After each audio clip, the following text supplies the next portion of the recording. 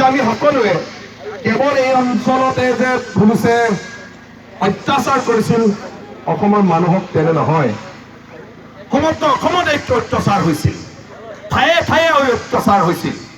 এই অত্যাচাৰ সন্মুখীন হৈও মানুহে গাঁঠিৰ ধন ভাঙি এনেধৰণে সভাবিলাকলৈ, প্ৰতিবাদী ৰেলীবিলাকলৈ, প্ৰতিবাদী সমাৱেশবিলাকলৈ মানুহ কিয় ওলাই আহিছে? এই কাৰণে ওলাই আহিছে, আমি আমাৰ জাতিটোক ভাল পাওঁ, আমি আমাৰ ভাষা সংস্কৃতিক ভাল পাওঁ, আমি আমাৰ ঐতিহ্য পৰম্পৰা চহকী স্বাভিমানক ভাল পাওঁ। কেতিয়াও আমাৰ এই জাতিক আমি ইতিহাস হ'বলৈ দিব নোৱাৰো। সেইকাৰণে মানুহ আমি এনেধৰণে ৰাজপথলৈ ওলাই আহিছে।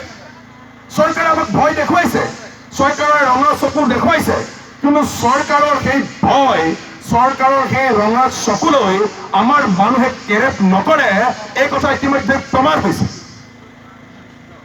প্ৰথমৰ পৰা যদি আমি আমাৰ এই সংগ্ৰামখন পৰ্যালোচনা কৰো, চৰকাৰে কেনেধৰণে নিশেষ কৰিব বিচাৰিছে চৰকাৰী যন্ত্ৰটোৱে, আৰু প্ৰতি পদে পদে তেওঁলোকে যে বিফল হৈছে, ৰাইজে যে সফল হৈছে, সেই কথাটো ইতিমধ্যে প্ৰমাণ হৈছে।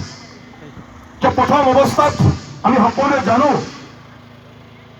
বিজেপি দলৰ ৰাজ্যিক সভাপতি ৰঞ্জিত দাস তেখেতে বক্তব্য দিছিল।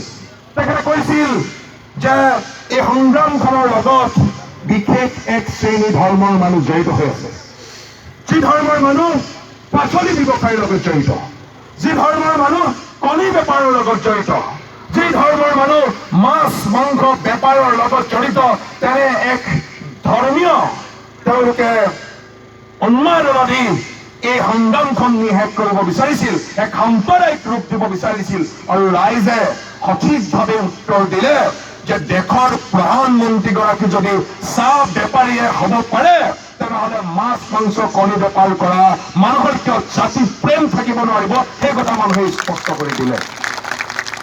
অৰ্থাৎ এই যে যি ধৰ্মীয় মেৰুকৰণ, সাম্প্ৰদায়িক ৰূপ দিবলৈ চেষ্টা কৰিছিল, প্ৰথম অৱস্থাত তাতেই তেওঁলোক বিফল হয়।